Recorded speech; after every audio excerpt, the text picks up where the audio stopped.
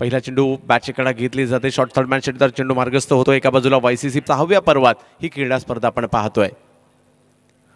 पुढचा चेंडू अनिकेत सानपचा, अनिकेत सानप गोलंदाजीसाठी आपण पाहतोय, ज्याला कालच प्रहार चषक गोरेगाव मुंबई असं की दुसऱ्या बाजूला आपल्याला पाहायला मिळेल YCC पावस यांच्यामधील रत्नागिरी चॅम्पियन्स ट्रॉफीचा अनिकेत सुंदर गोलंदाजीचं प्रात्यक्षिक देखील आपण पाहू शकता VIP बॉक्स मध्ये। तर अनिकेत पुन्हा एकदा गोलंदाजी मार्कवर भैया बाटकर यांच्यासाठी पुन्हा एकदा चेंडूला गर्रकन गिरकी दिली मध्ये आणि भारताच्या बाहेर देखील अंधेरी DN नगरचा, मुंबईचा आणि महाराष्ट्राचा झेंडा जरूर घेऊन गेलाय हा फिरकीपटू। चेंडू नवीन चेंडू मात्र स्वाभाविकपणे दिला जातो, परंतु अनिकेत असा गोलंदाज आहे जो नवीन चेंडू देखील तेवढ्याच अतिशय चतुर। तर जाऊयात पुन्हा एकदा मॅचच्या दिशेने। पहिलं षटक सुरू आहे, 2 धावा सकी।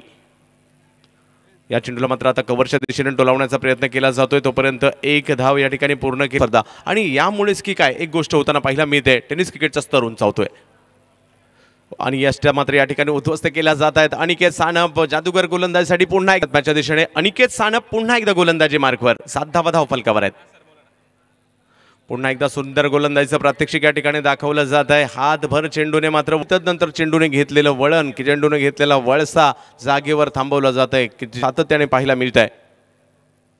याही चेंडूवर तेच पाहायला मिळत आहे। समीकरण रवी लिंगू बॅक टू बॅक दुसऱ्या चेंडूवर पहा, अंदाज येत नाही या फलंदाजाला हा चेंडू किती वळणार, किती उंचीचा असणार आहे आणि त्या कारणाने मात्र फलंदाज जागेवर थांबतोय आणि नक्कीच आपल्या भात्यातील वेगवेगळे अस्त्र बाहेर काढावे लागतील, मोठमोठे फटके मारावे लागणार आहेत।